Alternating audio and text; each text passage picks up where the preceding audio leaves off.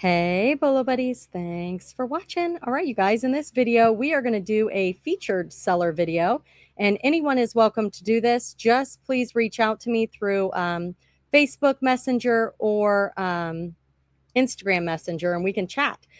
This one comes from Hannahrbennett. That is her eBay store name, and as you can see, she is mostly a jewelry seller, and I've got some awesome bolos to show you guys, but this is her eBay store. As you can see, very awesome photos, just fabulous. Check it out. Great descriptions and details and her title. So it looks like, I don't know how many items she has listed. Does it say? Not used to being on this screen, but she sold over 1,000 items and she has 100% feedback. So you guys go check out her store, and we are going to look at some of her Bolo items. Very, very, very cool store. All right, you guys, let's start with the first one here. It is a puka shell, and this is one that I just kind of recently learned how much some of the bigger ones can go for. So depending on how big and wide these are, a lot of times people will measure them with a caliper tool that will show you exactly the width of the shells. And that is one thing that I found that they are looking for. So she did it this way, but a caliper is pretty cheap. I got mine on Amazon, and I use that sometimes to measure jewelry. But anyway, keep that in mind. So this says vintage soft puka shell necklace, 16-inch restring, round, tropical vacation estate sale read. She said, I got a lot of vintage jewelry from an online estate auction, probably had $15 in it for the lot, easily less than $1. It's not branded, not precious metal, and needs to be restrung, as you can see in the photos. I sold this for $65 on eBay. I never would have expected a shell necklace would have had this kind of value. eBay is Hannah's one of a kind. Hannah's one of a find. So I'm seeing Hannahrbennett as her store name. Maybe that's her username. I'm not sure how that works. She said, thank you, Bolo Buddies, for all the videos. I have learned so much. Oh, thank you for sharing all your Bolos with us today. I appreciate it. So this one here is a vintage sterling silver blue opal inlay, single bead charm, unsigned, tested 925. And I really like how she's holding it with this tool. For the photos, it really gives you a better understanding of size and shape and all of that. So good idea there. And she's got the weight. So again, her photos are fabulous. I'm not sure. Oh, that's probably the silver test. She probably uses the acid for silver testing. You can also use 18 karat and get an actual stone and scratch it. So if you guys have never tested sterling and gold, definitely do your research on how to do that. You can get a kit really cheap. There are a lot of fakes out there, so you definitely want to be testing your jewelry. She said this single bead came in a bag of junk craft jewelry from a similar online auction. I have less than 25 cents into it. The bead isn't signed, but tests for silver. I listed it high, as I generally do, at 55 and took a best offer of $39.99. This one is an antique Victorian gold-filled star gypsy ring for repair, signed size 7, 2 grams read.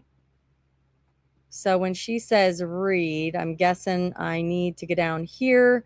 It says it's signed, but I can't quite make it out. I'm assuming it's gold-filled because of the coloring. It's about a size 7, but as shown, the band is broken, so resizing would be easy. The stones are gone. It weighs about 2 grams. What an amazing piece of history. Okay, so what she's showing you here is it'll still sell even if it's broke, right? It's an old vintage ring. She said, I am constantly surprised by this Bolo. I got this antique ring in a ring lot I purchased, paid about $3 for this. Have sold many of these antique Victorian gold-filled rings. This is probably the 5th ring like this that I've sold. Band is broken, missing stones, gold layer is basically gone, listed high at $115 and sold within a week for a full price of $115. So I'm just going to show you here what it looks like. All right, guys, what do you think about that? Let me know in the comments. This is a beautiful necklace. or I got this beautiful necklace at a thrift pawn shop in Utah. Paid less than 10, listed for 125, and it was purchased at full price after 2 months. It is Moonakite Jasper beaded necklace, hand tied, carved jade, unside, rare. So it's so funny because I have glass and stone shows. I have all stone shows over on my Whatnot because I really struggle with what stones are. And even when I think I know, I'm like, I don't know for sure. And a Presidium is not going to pick up Moonakite or Mookakite, Mookite. I don't even know how to say it. You see what I mean? Mookite, something like that. And Jasper, those things aren't picked up on a Presidium, so you can't test. So it's basically, I know there's apps that you can buy that you can take a picture of the stone and try to identify it like that, but it's hard, guys. Now, jade will show up on a Presidium. A Presidium is a great tool if you know stones. If you don't know stones like me, it's kind of tricky. But definitely something to put in your toolbox if you are selling, especially like amethyst and sapphires, what are garnet, those types of things are on the Presidium. So anyway, when I do my stone shows, I just make a big, massive pile of stone jewelry and I sell it that way through Whatnot. If you guys haven't come over to a Whatnot show, I'd love for you guys to come join me. I'm Bolo Buddies over there. And I do have a referral link down below. You can get $15 to shop if you use that to join. And that's for brand new users only. But anyway, just again about stone. Let me know what you guys think about stone. Do you sell a lot of stone on the platforms? And any feedback would be awesome. All right, this one is a Gold Ducks Unlimited Auctioneer Lapel Pin Brooch Collector Rare Estate Reed. This is what it looks like. And she's putting estate in the title. I think maybe she got it at an estate sale. I'm not really sure. I think that might be what she's doing there because a lot of people will search the word estate. She said, I got 4 of these Ducks Unlimited pins in an online estate auction lot of collector's pins. Each duck pin was easily less than 25 cents. I made a multi-quantity listing at $39.99 a piece. Someone bought a single one a few weeks ago, and then someone asked me how much I would charge if they bought the rest. It was a slow day, so I offered 25 each. They quickly offered 75 for all 3. So it looks like she sold 1 for full price and then the other 3 for $75. That's awesome. This is an antique candlestick Art Nouveau holder bronze tone handheld estate sale. It says this antique candlestick holder was free to me from my in-laws' estate. I listed it for 65 and accepted an offer of 53 after about 6 months. That is an oldie. Old. All right. The next one here says vintage antique calligraphy monogram initial L crest gold tone pin brooch. She said, I love selling antique pins. I got a bag of hundreds of antique pins from the guy I scrapped my gold with. He said that the person didn't care about the pins. They weren't gold, and he planned on throwing them away. Oh, my goodness.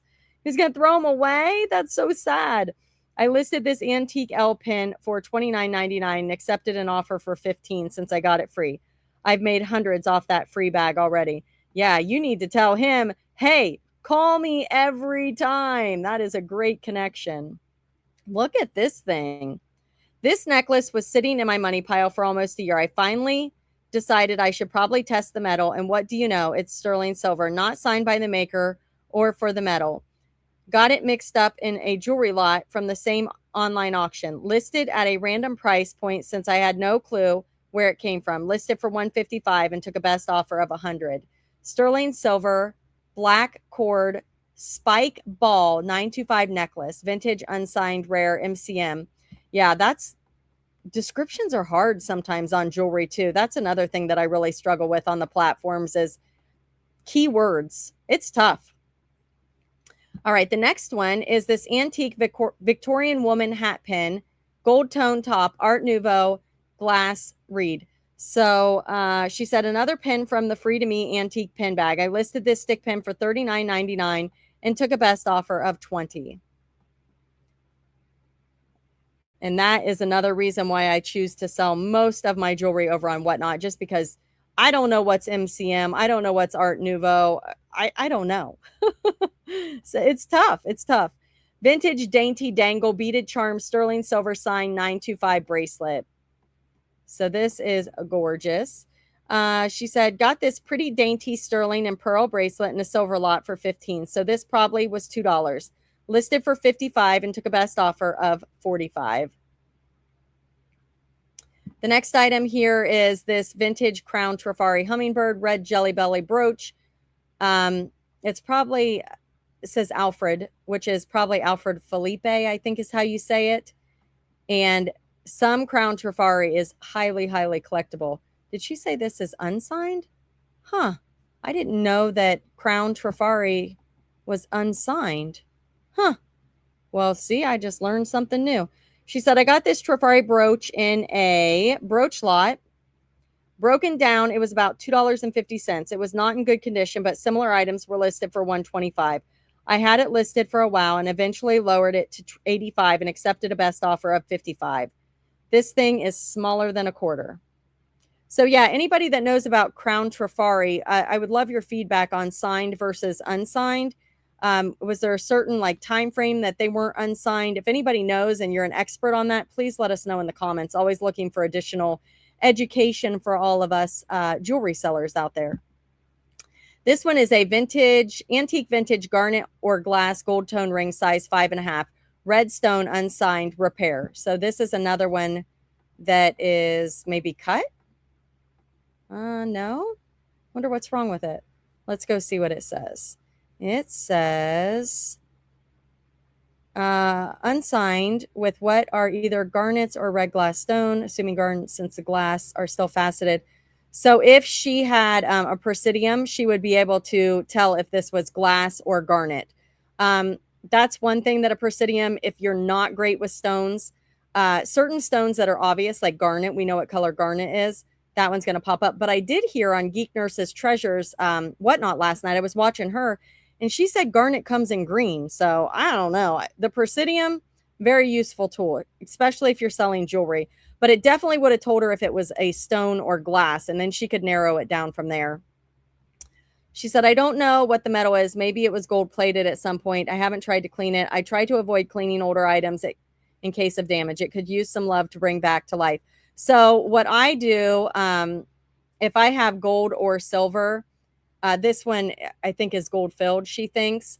But if I have gold or silver and it's signed, I test it on the stone with the acid, and then I take a picture of the stone. I think that builds confidence in the person buying your item to know that the item has been tested. And that's what I do for gold that is actually gold and actually silver. So that's another little thing that you might want to consider doing. I'm not talking to Hannah, I'm just talking to everyone in general. So, and then on the Presidium, I take a picture of the Presidium, where it's landing on the Presidium, and I put that in my description too, because again, sometimes it's hard for me to read it, but somebody who understands jewelry is going to know exactly what it is based on what that Presidium says. She said, this kind of thing is my favorite. It's an older glass ring with non-precious metal. I got it for a few cents in one of the jewelry lots and from above, listed high at 55, since I've sold this type of ring before and accepted an offer for 30. Yeah, it's beautiful. I love the prong setting on it. It's just gorgeous. Okay, this one is, oh, here we go. I'm always shocked at what type of costume jewelry sell for. I got this for a couple dollars in a jewelry lot and listed high at 125. A couple days later, accepted an offer of 90. This is a vintage KJL, Kenneth J. Lane World Globe Gold Tone Spinner. Yeah, Kenneth J. Lane is a popular brand. If you see that, you definitely want to look it up. But anything unique like this, it spins. You know, use Google Lens. Google Lens is your best friend. If you don't know how to use Google Lens, I do have a video, Bolo Buddies Google Lens. Put that in the YouTube search and it'll pull it up and it'll show you exactly how to use it. It's a free tool that every reseller should be using, in my opinion. I use it all the time. Vintage signed Coro duet clip, clasp silver tone 2-inch. Okay, so this is for the brooches that are duets. This is the piece that it connects to, and people need these as replacements. She said, I got this Coro duet clip a while in a costume jewelry lot, probably paid $1. It was posted a while for 75. Eventually took an offer of 40. I thought it would go for more, but that's how it goes sometimes. Yeah. Yep. Those are definitely people look for these for sure. because they have the pieces that go on the top and they don't have this part.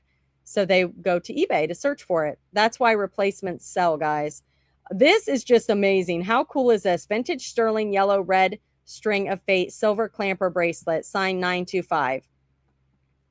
And there it is. So for something like this, I would test the metal and I would show it on my actual plate that I test my silver on. That way the buyer, you know, can see that it was actually tested and what it looks like. She said, I got this awesome sterling silver lucite bracelet on Mercari in a bundled lot for $25. It seemed so unique, so I knew it had to be special. I listed it for $175 and took a best offer of $125. Yeah, it's gorgeous. That is such a unique item. The next one is this vintage antique art deco French. Powder pour la bain. Did I say that right?